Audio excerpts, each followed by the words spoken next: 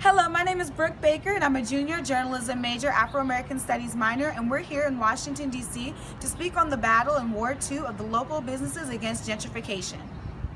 Black-owned businesses fight to maintain their place in the Ward 2 area against the threat of gentrification. Gentrification in Washington, D.C. has always been a major issue, as it involves the displacement of low-income families, primarily those who are minorities, for the hopes of attracting residents of an upper class.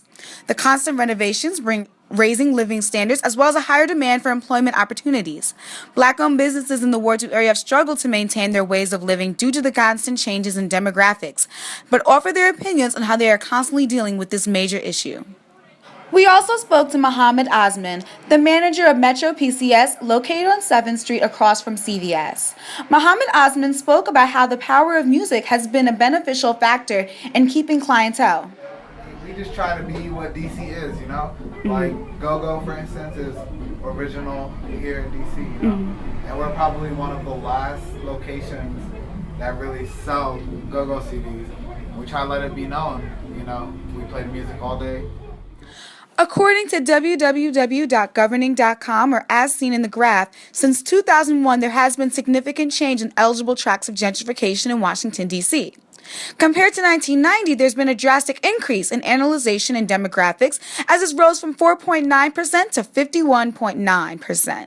Drastic changes in the Washington, D.C. area causes numerous societal changes as well. Contrasts between the native residents and incoming inhabitants cultivate racial tension and division within the community.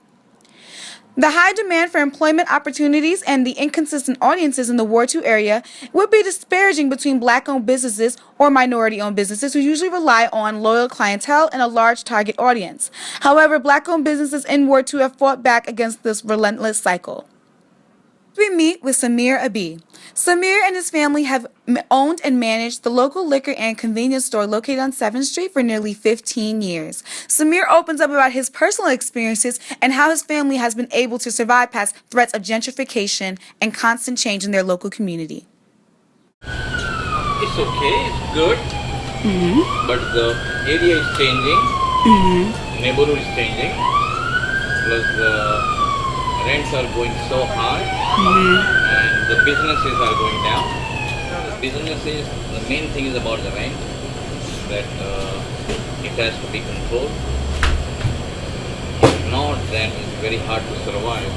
Means there are different kind of businesses, they have different kind of markups, especially the retail businesses. It's very hard to survive in this area because of the rent. Although these local businesses have been able to stay afloat, some were not so lucky. Brett Knight gave his personal story on what happened when the DC community decided to start changing its laws and community. So, I had the third largest club in DC. First largest was Love, then there was Zanzibar, then Mirrors. So I had to hire 15 police officers. Now, I personally blame the city for this because A, they made the rules and laws and regulations of why we had to do it. I'll let you guys do the math.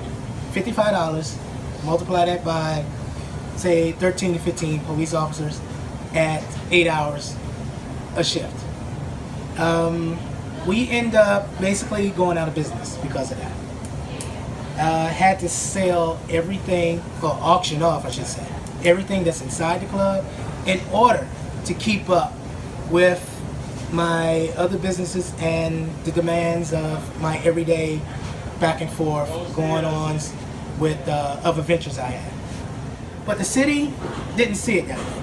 All they cared about was us, and I would say, when I say the city, I mean ABC board and the basically the Food and Health Board of Education as well.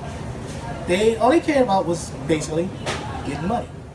As you can see, the battle between local businesses and gentrification efforts in Washington, D.C. are still headstrong. This is Brooke Baker. Thank you so much for your time.